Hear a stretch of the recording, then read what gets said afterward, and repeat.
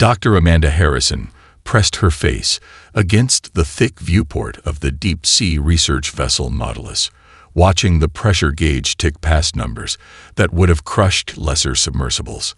At 35,000 feet below the Pacific surface, the Mariana Trench held secrets that had eluded humanity for centuries. But today was different. The sonar returns had shown something impossible. Perfectly geometric shapes where only twisted geology should exist. Proximity alert, called out Lieutenant James Morrison from the navigation station. We're 20 meters from the target zone. His voice carried a mix of anticipation and professional restraint, a common tone among the mixed civilian-military crew. The vessel's external lights pierced the absolute darkness, revealing what first appeared to be a wall of seamless metal, its surface the color of burnished bronze, despite millennia under the ocean. As their lights played across its surface, patterns became visible, intricate designs that seemed to shift and flow like living things. "This isn't natural formation," Dr. Harrison murmured, her heart racing. "And it's not any human alloy I've ever seen." She turned to Dr. Michael Chen, the team's materials expert. "Are you getting any readings?" Chen's instruments were going haywire. "The material, it's responding to our presence. These patterns, they're not just decorative. They're changing in response to our scan frequencies." The discovery alone would have been enough to rewrite history books, but what happened next defied every law of physics they knew. As the Nautilus's deepest penetrating scan swept across the structure, a pulse of soft blue light rippled through the patterns. The entire wall began to hum with an energy that their instruments could detect but couldn't classify. "All stations, report," Commander Sarah Reynolds ordered, her military training kicking in as the unexpected situation developed. Before anyone could respond, a beam of the same blue light shot out from the wall, passing through the submersible's hull as if it wasn't there. It struck Dr. Harrison directly in the forehead. She gasped, her eyes rolling back as images flooded her mind. She saw vast ships, unlike anything human minds had conceived, moving through the depths of ocean worlds. She watched as they rode currents of pressure like solar winds, dancing through the crushing depths with impossible grace. In her vision, these vessels weren't fighting against the pressure. They were speaking to it, using it, becoming one with it. "Dr. Harrison," Commander Reynolds' voice snapped her back to reality. She was on the floor, the entire crew looking at her with concern. But her mind was still racing with the implications of what she'd seen. "We need to take a sample," she said, standing up with help from Chen. "This isn't just a ruin, it's technology. Technology that could change everything we think we know about physics, about human history." The sample retrieval was unlike anything they'd done before. The material seemed to choose when and how it could be cut, almost as if it was cooperating with their efforts. The small piece they finally brought inside the research chamber defied every test they tried to perform. "Look at this," Harrison said, pointing to the sample through the chamber's window. The metal fragment was slowly rising, hovering in midair despite the pitch and roll of their vessel. "It's not just responding to pressure. It's manipulating it, creating its own gravitational field." Commander Reynolds watched the floating sample with a mix of wonder and military calculation. "Whatever this is, we're not the only ones who will want it. Every nation on Earth will be racing here once word gets out. Then we better make sure we understand it first," Harrison replied, her mind still filled with visions of those impossible ships. "Because I don't think this technology was left here by accident. I think it was waiting for us." As if in response to her words, the sample pulsed once more with that strange blue light, and for a brief moment, everyone in the chamber felt what she had experienced. A connection to something vast and ancient, a power that had once ruled the stars using the very forces that most would consider obstacles. The race to understand their discovery had begun, and with it, the first steps toward humanity's greatest journey among the stars. Would you like me to continue with part 2, or would you prefer to explore specific aspects of this opening section? The Naval Research Laboratory in Newport hummed with activity as scientists and military personnel swarmed around the ancient sample. 3 weeks had passed since the discovery in the Mariana Trench, and every test had yielded more questions than answers. Dr. Amanda Harrison stood before the main testing chamber, her eyes fixed on the floating fragment that had changed everything. The neural interface theory makes sense, Dr. Harrison explained to Admiral James Cooper, who had flown in from Washington. When the sample interfaces with human brain patterns, it creates a resonance we can actually measure. It's like it's trying to talk to us. Behind the reinforced glass, engineers had connected the sample to a series of sensors. Each time they ran power through it, the metal would pulse with that now familiar blue light, creating localized pressure fields that defied contemporary physics. "Show me," the Admiral commanded, his voice carrying the weight of national security concerns.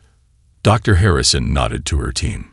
Young engineer Robert Martinez stepped forward, placing the neural interface headset they'd developed over his temples. The room fell silent as he connected with the sample. "Easy does it, Robert," Harrison cautioned. "Remember what happened last time." But it was too late. The moment Martinez's brainwaves sensed with the sample, the ancient metal flared with brilliant blue energy. The pressure in the room shifted violently, creating a vortex that shattered 3 monitoring stations and nearly breached the chamber's containment. "Cut power. Cut everything," Harrison shouted, but the sample wasn't drawing power from their systems. It was creating its own. Martinez's eyes were wide, his voice trembling as he spoke. "I can see them. The ships. They're not just vessels, they're living things. The pressure, it's like blood in their veins." Admiral Cooper grabbed Harrison's arm. "Shut it down. Now." This time, Harrison approached Martinez herself, carefully removing the neural interface. The energy subsided, but the sample continued to hover, spinning slowly as if pleased with its demonstration. "That's why the other nations' weapons programs failed," Harrison explained, leading the Admiral to her private office. She pulled up complex neural scans on her holographic display. "They're trying to force the technology to work. But look at these patterns." The display showed 2 waveforms, one from the sample, one from human brain activity. They were nearly identical. "It's not about domination or control," Harrison continued. "The ancient technology is based on cooperation. The pressure drive systems, they were meant to be partners, not tools. That's why direct neural interface works where mechanical control fails." Admiral Cooper studied the data, his military mind already calculating the implications. "You're telling me we need pilots, not engineers?" "We need both," Harrison corrected. "But yes, the key is human interface. The technology responds to consciousness, to intent. It's why Robert nearly caused a disaster. His excitement, his fear, they amplified the response." A junior officer burst into the office, his face pale. "Admiral, sir, we're detecting multiple energy signatures in the trench, similar to our sample, but massive." Harrison and Cooper rushed to the main observatory. The screen showed satellite images of the Mariana Trench, where dozens of energy signatures were lighting up the depths like a Christmas tree. "It's responding," Harrison whispered. "Our tests. They're waking up the rest of the structure." "How much are we talking about?" Cooper demanded. Harrison's hand trembled as she enhanced the scan. "Based on these readings, we haven't found a piece of a ship, Admiral. We found a shipyard, and it's powering up." The implications hit everyone in the room like a physical force. Somewhere in the depths of Earth's oceans lay the key to humanity's future among the stars. But as alarms began to sound, indicating similar energy signatures being detected by other nations, Harrison realized they were now in a race. "Admiral," she said, her voice firm, "we need to move fast, because whatever built these ships, whatever left this technology for us to find, they must have had a reason. And I don't think we're the only ones looking for it anymore." The ancient technology had transformed from a scientific curiosity into something far more significant, the key to humanity's naval future and perhaps its survival among the stars. Would you like me to continue with Part 3, or would you prefer to explore any specific aspects of this section? The massive underground facility in San Diego Bay stretched 3 miles beneath the ocean floor. Within its reinforced chambers, the U.S. Nautilus HFY took shape, its hull unlike anything ever built on Earth. Dr. Amanda Harrison watched from the observation deck as construction teams worked to integrate the ancient neural core into the ship's heart. "Status report," Admiral Cooper demanded, joining her at the window. Below them, the vessel's unique design reflected the soft blue glow of the activated ancient technology. "The neural interface is accepting our modifications," Harrison replied, gesturing to the holographic displays around them. "Lieutenant Sarah Rodriguez has shown the strongest connection yet. When she links with the core, the entire ship, it sings." The Nautilus HFY wasn't built like traditional vessels. Its hull curved in organic patterns, following designs they'd extracted from the ancient database. The metal, a combination of earth alloys and recovered materials, responded to neural commands like living tissue. "Show me," Cooper said, leading the way to the testing chamber. Lieutenant Rodriguez sat in the neural command chair, her eyes closed as technicians attached the interface nodes. Unlike their early prototypes, these connections were refined, designed to allow perfect synchronization without the risk of overload. Initiating neural sync in 3, 2, 1. The technical officer counted down. Rodriguez's eyes snapped open, glowing with the same blue energy that pulsed through the ship's core.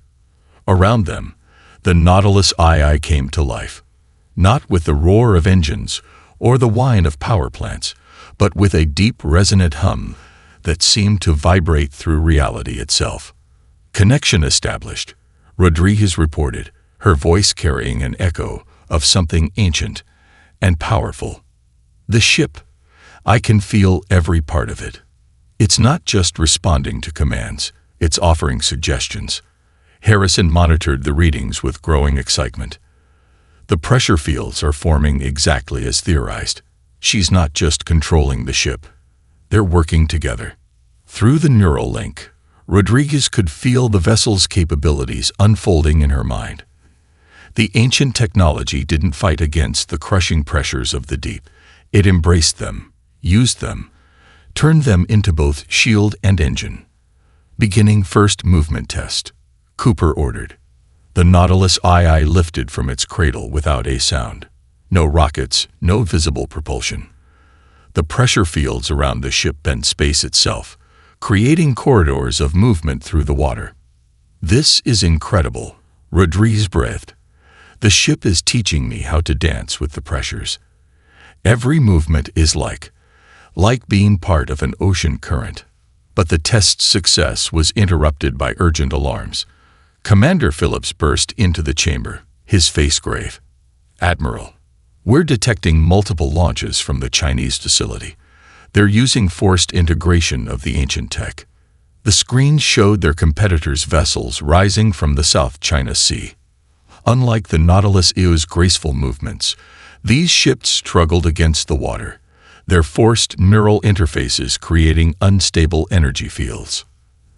"They're going to tear themselves apart," Harrison warned, watching the readings spike dangerously. "The technology can't be forced. It has to be." Her words were cut off by a massive explosion on the screens. The Chinese vessels, their pressure fields collapsing, imploded under the ocean's weight. The loss of life was immediate and total. "That's why we took our time," Cooper said quietly. "Why we listened to the technology instead of trying to dominate it." Rodriguez guided the Nautilus Aya back to its cradle, the neural disconnect smooth and controlled. As the ship settled, its hull rippled like living metal, adjusting to its rest position. "We're ready," Harrison declared, looking at Cooper. "The ship works better than we ever imagined." But what, Doctor? I can't shake the feeling that we're being washed. That everything we've done, everything we've learned, it's all part of some greater design. The ancient technology didn't just wait for us to find it.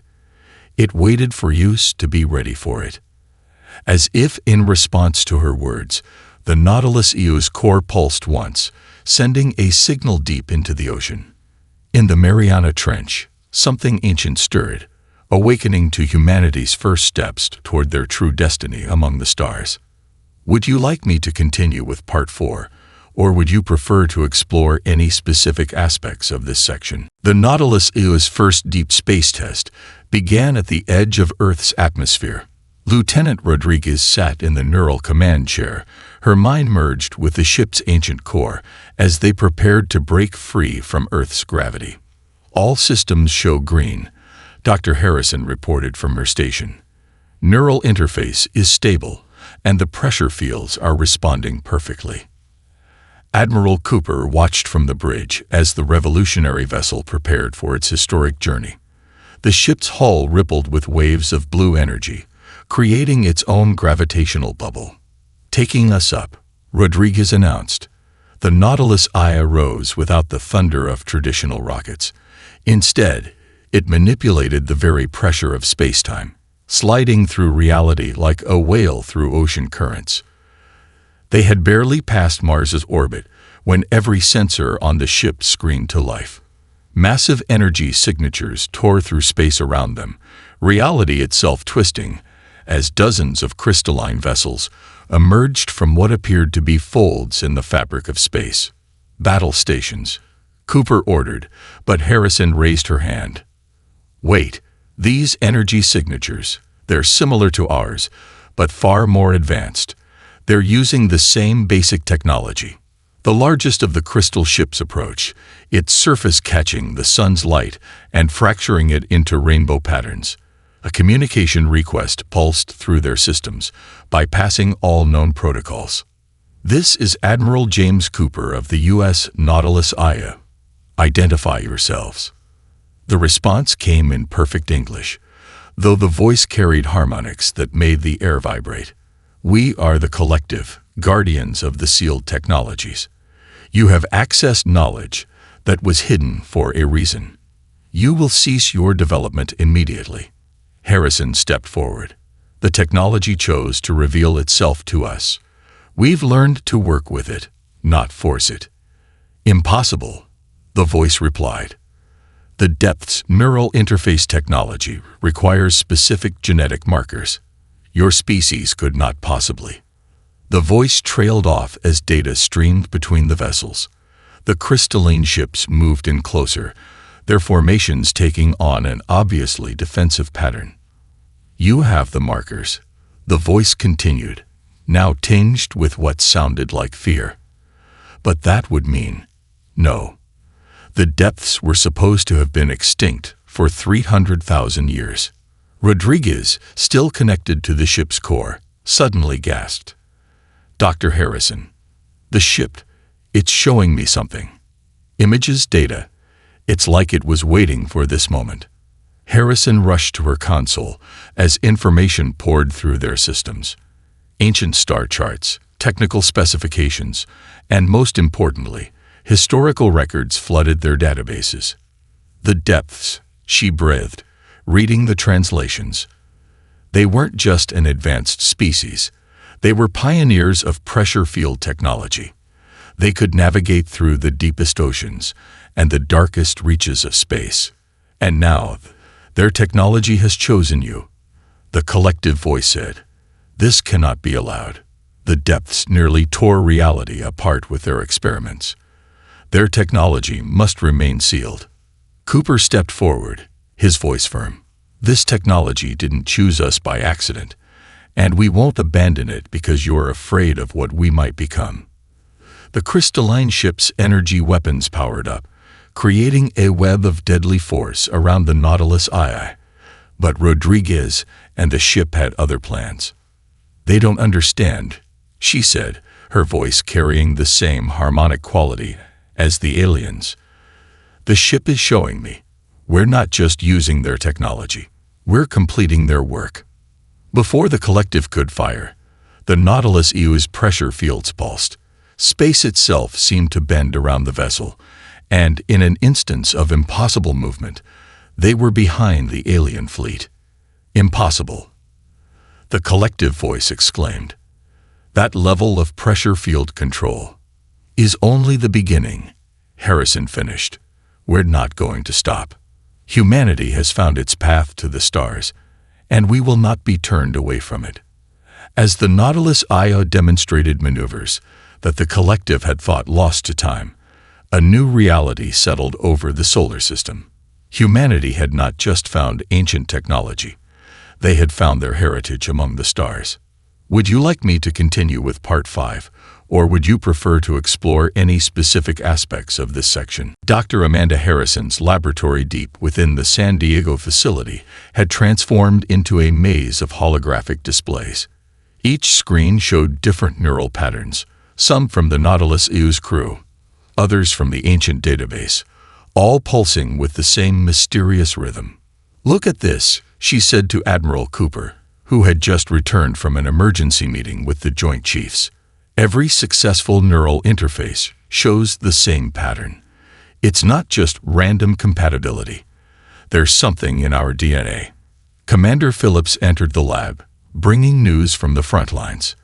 "The Chinese and Russians have made 3 more attempts to launch pressure dry ships. All failures. Their crews can't maintain neural connection for more than a few minutes." Harrison nodded, pulling up new data. "Because they're using forced neural links. But look at Rodriguez's pattern when she connects." The display showed a complex waveform, dancing with blue light. "She's not fighting the interface. She's harmonizing with it, like someone who already knows the steps to a dance." Cooper mused, watching the pattern shift. "Exactly." Harrison's eyes lit up. "So I compared these patterns to every neural scan in our database. Want to know what I found?" She pressed a button, and new images appeared. These patterns only appear in about 20% of the population, but those who have them show perfect compatibility with the ancient tech. The room fell silent as the implications sank in. Cooper was the first to speak. "You're saying some of us were born ready for this technology?" "More than that," Harrison said, her voice dropping to a near whisper. "These neural patterns, they're not a recent mutation. They're an inheritance. The same patterns are encoded in the ship's database. They're depth's neural signatures." A message alert cut through the tension. The collective's fleet had grown to over 50 ships, all taking position around Earth's solar system. "They're afraid," Cooper realized, watching the alien vessels through the lab's feed. "Not of what we might do with the technology, but of what we already are," Harrison finished. She pulled up another display, this one showing the Nautilus EU's latest test results. "Every time we connect with the ships, we don't just match the ancient parameters, we exceed them. Our crews are achieving neural sync levels that the database lists as theoretical maximums." Lieutenant Rodriguez entered the lab, still wearing her neural interface suit. "Doctor, you need to see this. During the last test, the ship showed me something new. It's like the technology is evolving with us." Harrison quickly connected Rodriguez's neural feed to the main display. The patterns that emerged were unlike anything they'd seen before, more complex, more harmonious, more powerful. "It's not just about pressure fields anymore," Rodriguez explained, her eyes reflecting the blue light of the displays. "The ship doesn't just move through space. It reads it, feels it, becomes part of it. And when we connect, so do we." Cooper's communication device chirped with an urgent message. "The collective is demanding our immediate surrender. They're calling us the awakening, something their ancient texts warned about. Harrison looked at the neural patterns again, understanding finally dawning. We're not just using their technology, Admiral.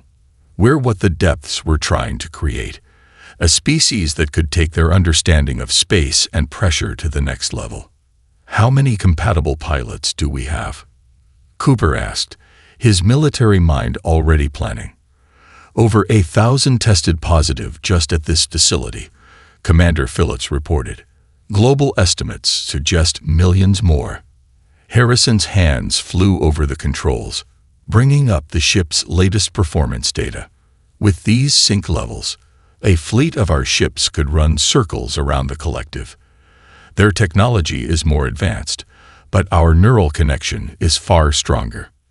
Then let's show them exactly what humanity can do, Cooper said, his voice firm with resolve. Dr. Harrison, begin testing all military personnel for compatibility. Commander Phillips, start constructing more neural interface systems. Lieutenant Rodriguez, sir, get ready to teach a lot more pilots how to dance through space. As the orders were given, the Nautilus EU's core pulsed with bright blue energy, as if responding to humanity's rising determination. The collective had come to prevent what they feared most. But they were already too late. Humanity wasn't just ready for the stars. They were born for them. Would you like me to continue with Part 6, or would you prefer to explore any specific aspects of this section? The San Diego shipyards had transformed into something out of science fiction. 12 new vessels took shape in the massive underground chambers, each one more advanced than the last. The original Nautilus II now served as the template for a new class of ships, but these weren't just copies. They were evolutions. The neural interfaces are adapting, Dr. Harrison explained to the gathered Joint Chiefs. The holographic display showed the latest ship, the U.S. Poseidon, its hull rippling with patterns of energy that made the original design look primitive. Each new crew brings something unique to the technology. The ships are learning, growing. Admiral Cooper, now Fleet Commander of Earth's Pressure Drive Forces, added his own report. The collective's containment fleet has grown to over 200 vessels, but their tactics are predictable. They've never had to fight ships that could match them in deep space. Lieutenant Rodriguez, recently promoted to captain of the Poseidon, stepped forward. We've discovered something they never did. Watch this. She connected to the neural interface, and the gathered officials gasped as the ship's energy field became visible. The Poseidon's hull didn't just generate pressure fields. It created what Rodriguez called pressure songs. The energy patterns moved like music made visible, each harmonic adding to the ship's capabilities. They used the technology, Rodriguez explained, her eyes glowing with the neural connection. We dance with it. Every ship, every crew, develops its own song. And when we work together, on cue, the other ships in the yard lit up, their crews connecting. The energy fields merge, creating patterns of such complexity that the monitoring systems could barely track them. Symphony warfare, Harrison said proudly. Each ship strengthens the others. The collective ships fight alone. Ours fight as one. The demonstration was interrupted by emergency alerts. Commander Phillips's voice crackled over the comm. Multiple collective ships breaking formation. They're making a move toward Earth. Cooper's response was immediate. All ships, launch stations. This is not a drill. The gathered officials watched in awe as the Earth Defense Fleet powered up. Unlike the chaos of traditional launches, these ships rose in perfect harmony. Energy fields merged and split like ocean currents, each vessel finding its place in the greater flow. They're not just ships anymore, Harrison observed, watching the fleet move. They're becoming something new, something the depths dreamed of, but never achieved. The collective's attack force appeared above Earth's atmosphere, their crystalline ships forming attack patterns that had conquered 100 worlds. but they had never faced anything like this. Captain Rodriguez's voice echoed through the command channel.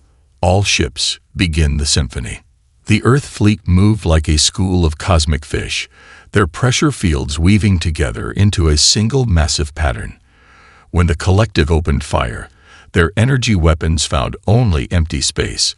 The human ships had already flowed around the attack, using the very pressure of the weapon's fire to power their movements.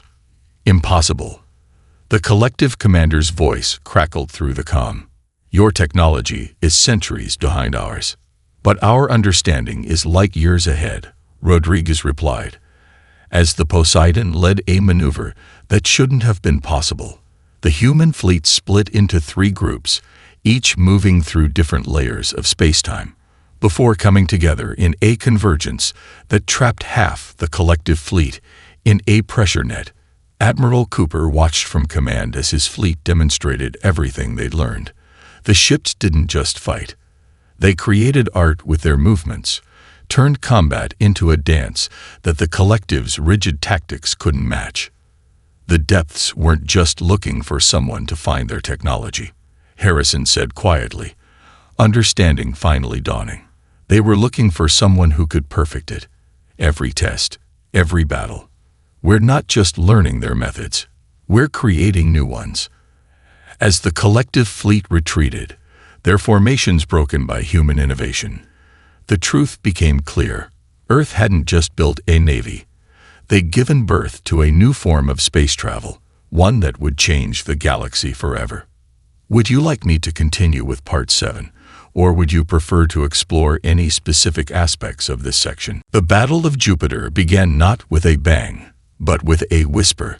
The Earth Defense Fleet, now 30 ships strong, took position near the gas giant's northern hemisphere. Captain Rodriguez, leading from the U.S. Poseidon, watched as the collective's main battle fleet emerged from hyperspace. 300 ships. Commander Phillips reported from the Nautilus Aya. They'd brought everything they have. Dr. Harrison's voice came through the neural network that connected all Earth vessels. Remember what the ancient records showed us. Jupiter's pressure layers aren't just cover, they're power. Admiral Cooper's orders were simple. Show them what storm walkers can do. The Earth fleet moved as one, their pressure fields harmonizing into what the crews now called the Grand Symphony. As the collective fleet launched their first assault, the human ships did the impossible. They dove straight into Jupiter's atmosphere. They're committing suicide, the collective commander broadcast. No ship can survive those pressures. Captain Rodriguez smiled as the Poseidon led the descent. Watch and learn. Jupiter's storms raged around them, pressures that would crush any normal vessel into atoms. But the human ships didn't fight against the giant's fury. They became part of it. Their pressure fields merged with the natural forces, creating paths through the chaos. All ships, begin the dance, Rodriguez commanded. The neural network carried not just her words, but her understanding, her feel for the storms. 30 ships moved through Jupiter's layers like dolphins through ocean waves. The collective followed, their superior numbers meaningless in the face of nature's might. Their first wave of 50 ships was crushed the moment they entered the atmosphere, their rigid energy fields unable to adapt to the planet's power. Now, Cooper ordered, show them the Hurricane Protocol. The Earth fleet split into 5 groups, each taking position at different pressure layers. Through their neural links, the crews could feel Jupiter's patterns, its rhythms. They weren't just hiding in the storms, they were learning to conduct them. Harrison watched the data streams in awe. The ships are drawing power from the pressure differentials. They're actually getting stronger the deeper they go. The collective's second wave tried a different approach, firing energy weapons into the atmosphere. But the human ships used the added energy, their pressure fields absorbing and redirecting the attacks through Jupiter's natural currents. Begin the ascension, Rodriguez called. The Earth fleet rose through the layers, but not as separate ships. They moved as a single entity, their combined pressure fields drawing in Jupiter's storm energy. Behind them, they pulled a massive vortex of the gas giant's power. By the Ancient Ones, the collective commander gasped. "What are you doing?" The answer came not in words, but in action. The Earth fleet erupted from Jupiter's surface, bringing with them a storm unlike anything the galaxy had ever seen. The controlled vortex expanded outward, its pressure waves tearing through the collective formation. Crystalline ships shattered by the dozens, unable to comprehend, let alone counter, the forces being wielded against them. The human vessels rode the storm they'd created, their movements a dance of victory among the destruction. "This is Captain Rodriguez, to all collective forces," her voice carried through space. "Your understanding of pressure drive technology is flawed. You never learned its true purpose, to work in harmony with the forces of nature, not to dominate them." The remaining collective ships retreated, their formations broken, their confidence shattered. As the storm dissipated, the Earth fleet regrouped, their hulls glowing with absorbed energy. Admiral Cooper's voice filled the neural network. "Well done, Stormwalkers. Today, we've proved that humanity's path to the stars isn't just about having advanced technology. It's about understanding how to use it." As the fleet took up defensive positions around Jupiter, Dr. Harrison made one final discovery in the ancient database. "Admiral, Captain, you need to see this. The depths didn't just leave us their technology. According to these records, they left us their legacy. We're not just using their tools, we're completing their journey." The Battle of Jupiter had done more than secure Earth's place among the stars. It had announced the birth of a new era in space travel, where the forces of nature became humanity's greatest allies. Would you like me to continue with the final part, Part 8, or would you prefer to explore any specific aspects of this section? The great hall of the collective assembly fell silent as the human delegation entered. Dr. Amanda Harrison led the group, flanked by Admiral Cooper and Captain Rodriguez. The crystalline architecture reminded them of the collective ships, beautiful but rigid, unyielding. "You come before us, not as conquerors." The High Chancellor's voice resonated through the chamber, but as something far more disturbing. "You are the echo of those we feared would never return." Harrison stepped forward, carrying a data crystal retrieved from the Mariana Trench. "We've decoded the final messages of the depths. We know the truth of our heritage, and why you feared it so much." The holographic display activated, showing ancient star charts and genetic sequences. The images shifted, revealing a story written in the very building blocks of human DNA. "The depths didn't vanish," Harrison explained. "They chose to begin again. Earth wasn't random. It was selected because its oceans mirrored the conditions they needed. They became our ancestors, seeding their potential into our genetic code."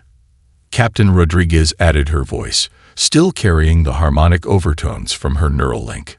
"Each time we connect with the ships, we're not just using technology. We're remembering.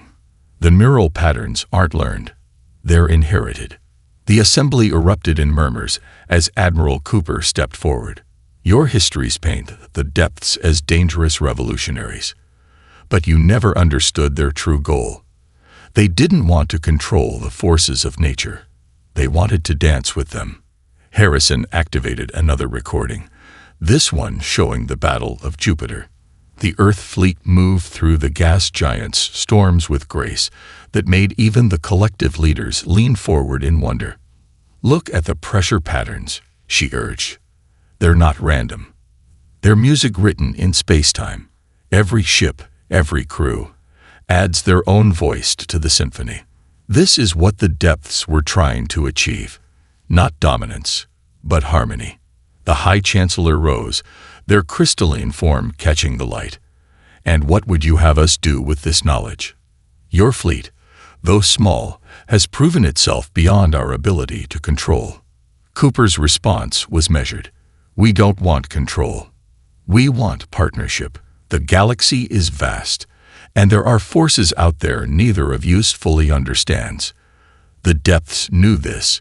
It's why they left their legacy in a form that had to be earned, not taken.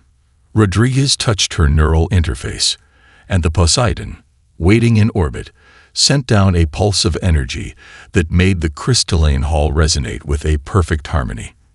This is what we offer, not a new weapon, but a new way of moving through space, of understanding it.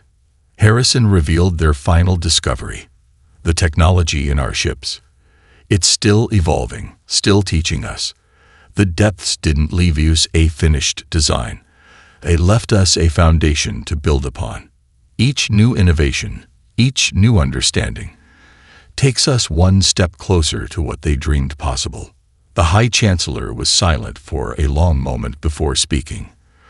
For 100,000 years, we have been the guardians of order in this galaxy. We thought we understood the depths technology, yet you have shown us how little we truly knew. Then let us show you more, Harrison offered, not as subjects or rulers, but as partners in understanding the greatest mystery of all, the dance of forces that shapes our universe. The assembly chamber filled with a new kind of light as the High Chancellor made their decision. The light sparked with the same blue energy that powered the Earth fleet, a recognition of something both ancient and new.